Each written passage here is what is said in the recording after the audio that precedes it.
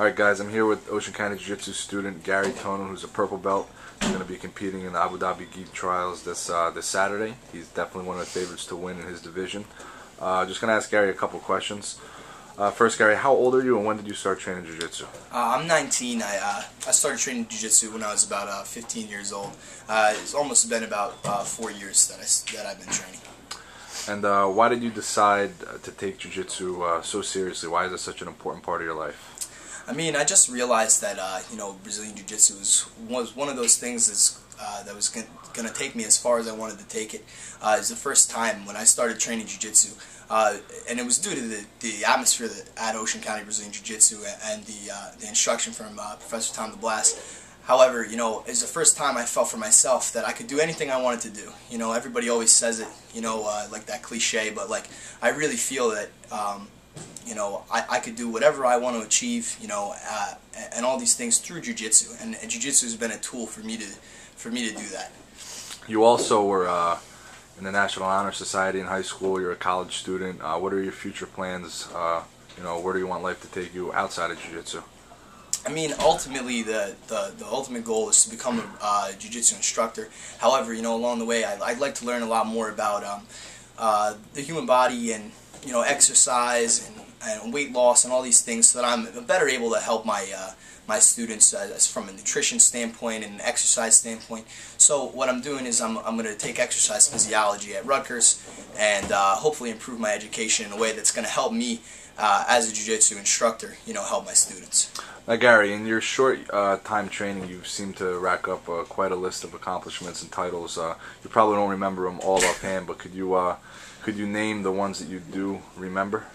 The funny thing is I know, just like my professor, my medals are not in the place where most people's medals are. They're in a medicine ball box underneath a desk somewhere.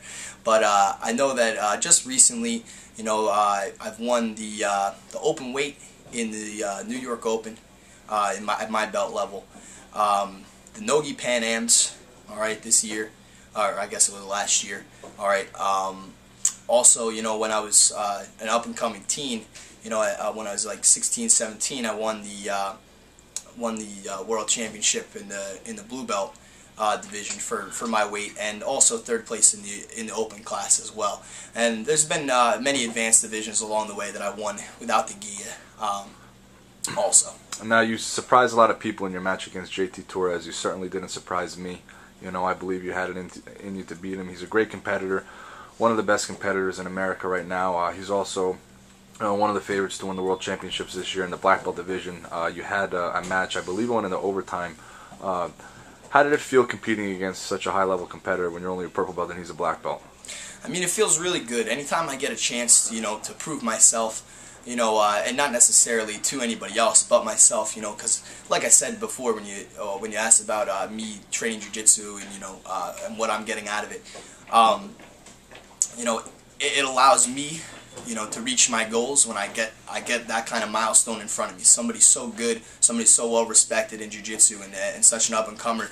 It gives me a chance to try and show everybody, what I'm worth, and show myself what I'm worth, in jiu-jitsu. So, ultimately, it was just a great experience to be able to start competing against such high-level guys. Now, you also train, I think, 1 day a week at Professor Ricardo Almeida's academy. Yes, you recently just started going to the Renzo Gracie Academy in New York. How do you think this training benefits you as well, besides training at Ocean County Jiu-Jitsu? This training's a definite great benefit, because all the guys at Ricardo's are training. There's guys that are there that are training for competition as well, and the guys at Renzo's, that's just, I heard last Monday there was like 27 black belts in the room. Yeah, just the top tier guys. Like my last training session, I think it was Professor Ricardo, Igor, Gregor, and some two tough wrestlers, that are like real good wrestlers. All these world class guys in the room, and it's just great to to be able to get whooped by these guys. It's phenomenal.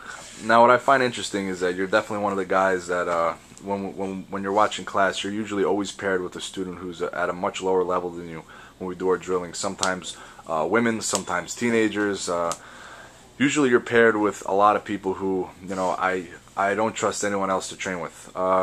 you never complain. Do you feel this helps your training? Does it hinder your training? How do you feel about that?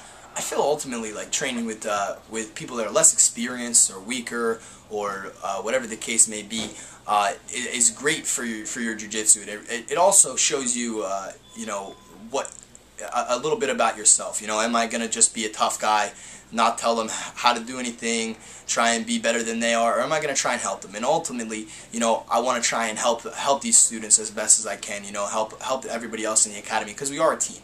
You know, so along with helping the other students, you know, it definitely helps me. It allows me to help see little fine details and technique that I might not see, that I might have problems with, and also, you know, allows me to put myself in bad situations so that I can learn something for myself as well. All right, Gary, thanks so much. I know you're cutting some weight right now, so I don't want to hold you too long. We wish you the best this upcoming Saturday, and have fun, brother. Take care.